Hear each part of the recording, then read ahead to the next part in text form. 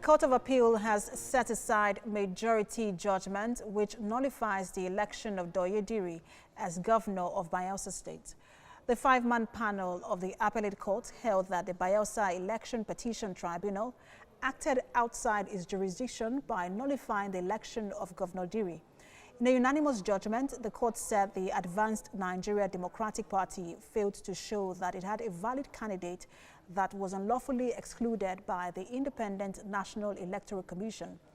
The court berated the tribunal for ignoring the fact that the petition of ANDP was status barred, in addition to the fact that the party presented an unqualified candidate to INEC in the November 16, 2019 governorship election in Bayelsa State. The court also dismissed the appeal filed by Owe Waniwe of the Alliance for Democracy, challenging the qualification of Deputy Governor of Bayelsa State to participate in the governorship election.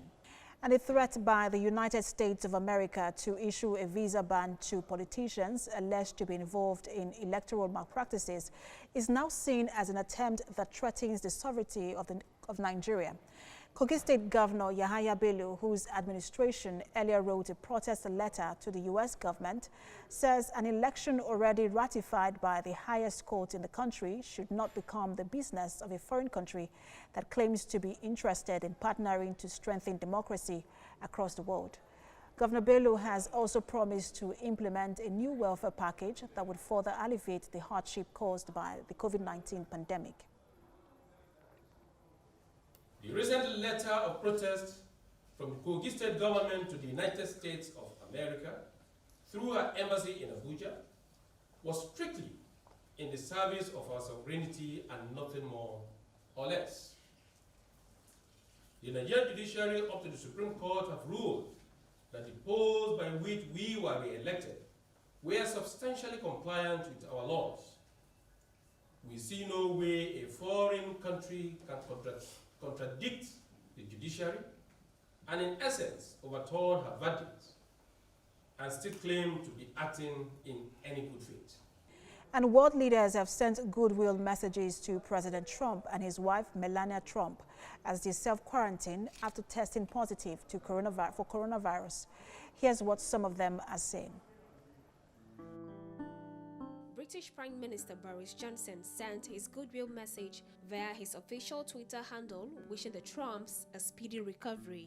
Prime Minister of India Narendra Modi also used his Twitter handle to get across to President Trump and his wife.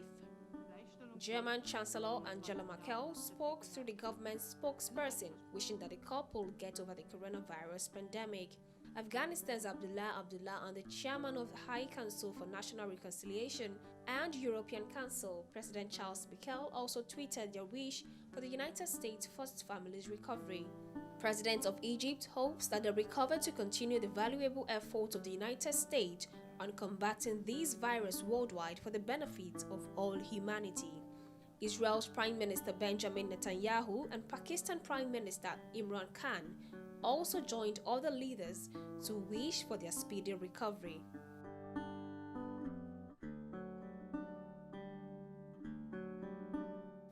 The United States Vice President Mike Pence tweeted on Friday that his family and all Americans are praying for President Trump and his wife to recover quickly. And back here in Nigeria, the federal government has directed all educational institutions in the country to resume academic activities on the 12th of October. The Minister of Education made the announcement while briefing journalists in Abuja. States and private schools are expected to fix their resumption date following the COVID-19 guidelines. The minister warns that any school which fails to comply with the guidelines and should there be any outbreak risk closure of their schools.